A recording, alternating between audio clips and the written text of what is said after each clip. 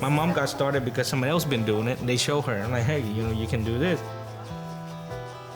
So now we do it, and when somebody else come over, same thing. We show them, hey, look, you can go and do this and make a good amount of money to help your family out and take care of your family.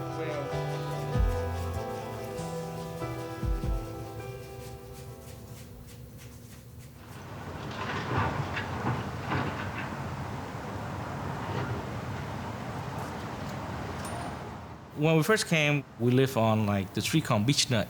It's kind of southwest of Houston. That's where all the Vietnamese first came, and that's where they put everybody. There's other people who speak your language, so it's easier for you to, go out and talk to and maybe get jobs. For my mom, her friends from Houston, the ladies that they do work in the nail business, and they're like, hey, we do nails. You can make money. They come here first, and that's what they do. So, and then my mom talked to them to say, okay, you can do this. You can make a good living and help them taking care of your family. So that's how she got started.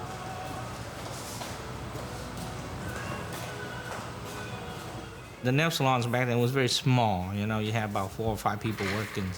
And it was very competitive, too. And then you have other people that, been here before a long time. Some people help you, some people pick on you. Some people weren't willing to teach you because they're afraid if you know everything, then you would take their customer too. So it's a challenge for her. When you go work in the nail salons, and back then too, you don't speak a lot of English, the client, they treat you kind of like subclass human. And sometimes the communication you have with the client, you don't understand what they want. So, people would, get mad or not pay.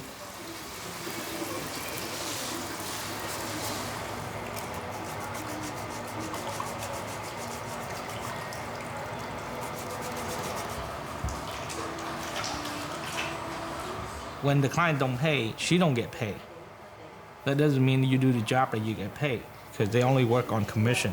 So whatever the client, the owner get paid, and you get a percentage of it. There are days where she would come up, she would cry, because it's tough. I mean, it makes me feel helpless. It makes you want to do something to help, but you can't. So I felt very helpless at the time. So that's why me and my sister, we worked very early age. We lived in Houston for about a year, and after that we moved to Austin. And about 2 years later, they was able to save about $20,000. That's when she got her first nail salons. After that, I would go to school and I would come out and help on the weekends. And then I worked for the family.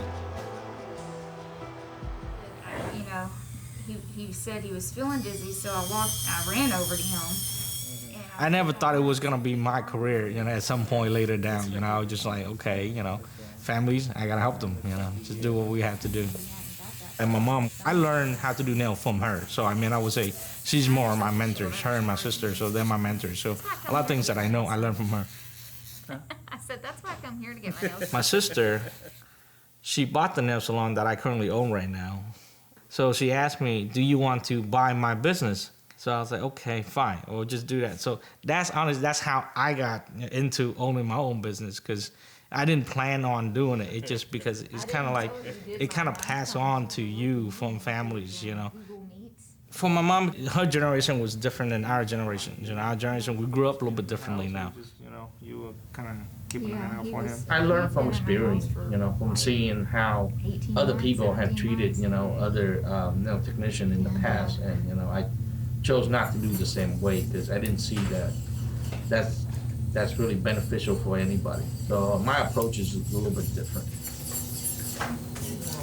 We work as a team, so there's no hierarchies of managers, management. So everybody kind of have their own responsibility. They know what to do.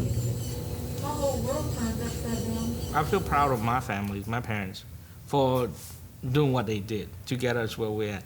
I'm very, very proud of where we're at, because of this industry that it's able to give us the opportunity, to accomplish what we could. All right, Tom. I'll see you soon. Thanks. Bye.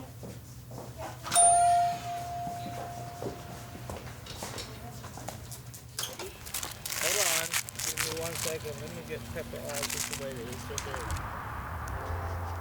I do want the continuals. I want to keep this for, you know, my children, if they ever interested in it when they grow up, man, because you don't know what the future lies for them. They might fall in love with it, and they might want to have their own salons one day.